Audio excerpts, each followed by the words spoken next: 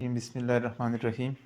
زه محمد عاصم ایڈمنسټریټر اکاخیل میډیکل او په د سکرین په وساتت سره ټولو ملګرو ته دا عرض کوم چې مونږه دلته په ګارموناره کې د اکاخیل میډیکل کمپلیکس په نوم باندې یو سټیټ آف د آرټ هسپتال اسټابلیش کړی دی.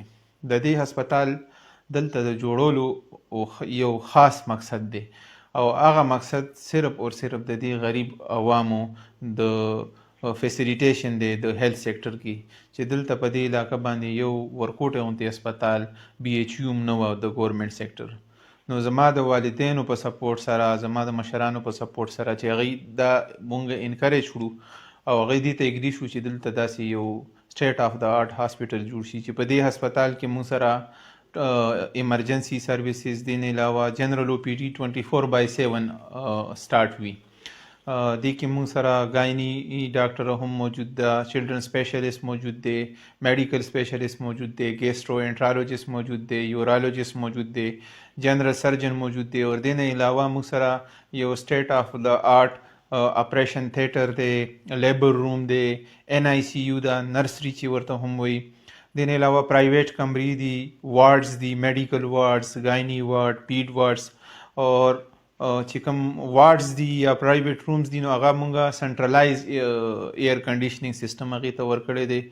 نو اول خو خلکو ته د پرایویټ روم ضرورت هم نشته ځکه چې زمونږ په وارډز کې هم ایر کنډیشنینګ سرویسز دي. خو که بیا هم یو کس خپله پرایویسي یو ځان له یو پرایویټ روم دغه کوي نو هغوی دپاره په ماینر چارجز باندې چې کوم دی نو پرایویټ رومز هم اویلیبل دي. دې ځای کې زه دا یو خبره کول غواړم چې زموږ د دې علاقې د خلکو یو کنسپټ دی چې هغوی داسې یو ښه دکان یا مارټ یا د دې نه علاوه یو ښه فرنش هاسپټل وګوري نو یاره دلته کې به فیسونه ډېر زیات وي. نو بالکل داسې نه ده. د فرنش یا یو ځای رینوویټ کول دا چې کوم دی نو هایجینیک او د هغه ځای سټینډرډ ښیي چې یاره دلته به په کم معیار سره سرویسز ورکېږي. نو انشاءالله دلته چې زمونږ کوم د ډاکټرانو فیس دی نو هغه انتهایی کم دی. په 500 روپۍ باندې چې کوم دی نو تاسو به یو سپیشلیست ډاکټر چې کوم دی نو ستاسو چیک اپ کوي. د دې علاوه زمونږ که تاسو ایمرجنسي ته رالی مطلب تاسو ډریپ خیجوئ یا څه کینولوي یا څه سټیچینګ کوي نو د ډریپ کینولي او د دې زمونږ د ایمرجنسي فیس صرف 100 روپۍ دی. تاسو هغه سرویسز چې کوم دی نو هم اویل کولی شئ. نو سرویسز تاسو دپاره 24 ګنټې اویلیبل دي. زمونږ د هاسپټل نمبر به د دې ویډیو کې چې کوم دی نو تاسو ته انشاءالله په سکرین باندې ښکاري. په دې تاسو 24 ګنټې مونږ سره رابطه کولی شئ.